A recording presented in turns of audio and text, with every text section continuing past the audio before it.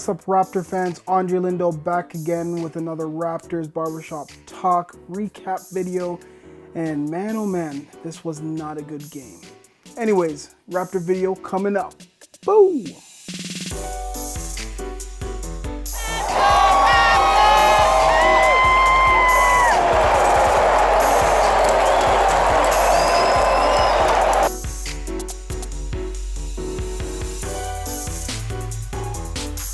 So the Raptors finally came back from that very long 6-game road trip in the Western Conference, and they came back and they were at home.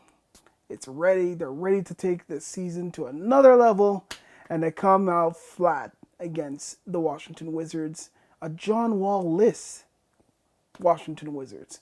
The Raptors lose 107-96, and to be honest, it should have been a lot more than that because, man, Bradley Beal is legit. He is a legit star. He's going to make his first All-Star team this year. I think it's his first. And my man, Otto Porter, man, he's got that shot going for him. He's wet. And Kelly Oubre Jr., very good player. So the reason why I'm telling people that don't sleep on Washington. I think Washington has one of the best teams in the East and could really challenge the Cleveland Cavaliers or the Boston Celtics for that top spot in the Eastern Conference. You know, people are sleeping on them because they say they have no bench.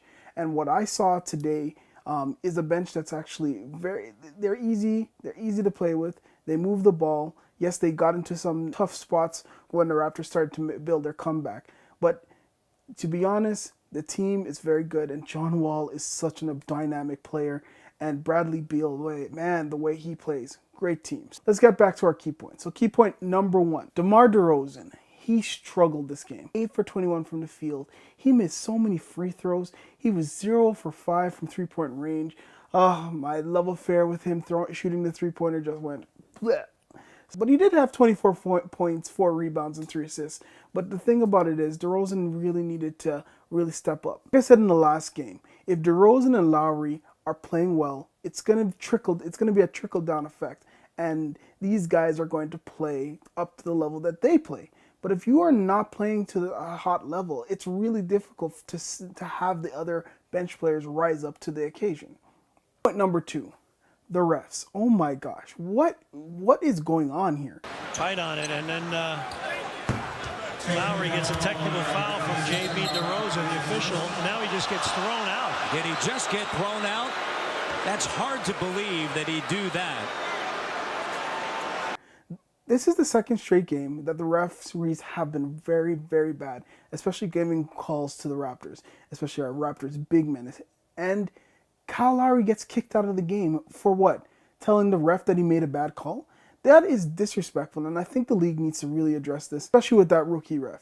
Yes, he may have been a rookie, but for him to go in there and take a star out of the game when, you know, these games count. And to pull him out of the game for telling him that he made a mistake, he made a crappy call, and you're gonna kick him out of the game. That is wrong, and the NBA should do something about it. But you know what? I am tired of the NBA apologizing to Raptor fans when things like this happen with the referees. Even though the rookie was bad, the other two were just as bad. And it wasn't only for the Raptors, even for the Washington Wizards. They were making some really horrible calls, and I think, you know, they're going to have to watch this game. The refs are going to have to watch this game and really tone down on what they were calling because they just seemed so confused. It's as if they were seeing things and mostly they were reffing for the anticipation instead of the actual thing that was happening. So, you know what, NBA, you guys got to really, you know, smarten up this refereeing, especially in this early in the season, man. So let's get it toned down. You know, that rookie ref, you know, God bless his soul, but man, that was a really bad move to kick because he would not do that. He would not do that to LeBron James. He would not do that to any other star. But he comes into the Toronto and he does that because he feels like it's an ego thing. And I don't like when refs have egos. Their job is to officiate a game, not to take over games or be part of the game or whatever. Their job is to officiate the game, make sure everyone is having a fair fight and a fair chance to win. So, you know, NBA, please check that out. Point number 3. As much as I've been raving about this bench, and look what they did in this game. The bench came back, helped push the Raptors back into this game. You know what? The one thing that they are missing is actual legit score. And I think that is the problem with the bench. Yes, they're sound defensively. They're so good. They're gritty. They push. They're aggressive. They're agile. But the one thing that they're lacking is a legitimate scoring threat. Now, the reason why I say this is that look at what Houston's doing with Eric Gordon. With him coming off the bench, you still have to. Double teams have to be called. He can beat his man one-on-one off the dribble, and he can shoot the three. And that is what is missing from our bench. I love our bench, but you know what? Maybe it's time to put Powell back on the bench and let him try to run with this teaming, because he's a guy that can create a shot for himself. Maybe we need to bring in another player. It's gonna be difficult. It's up to Dwayne Casey of what he's gonna do to move around the bench players. But man, oh man, the bench was very good. Kudos to Van Fleet. If the Raptors won, he would be my player of the game.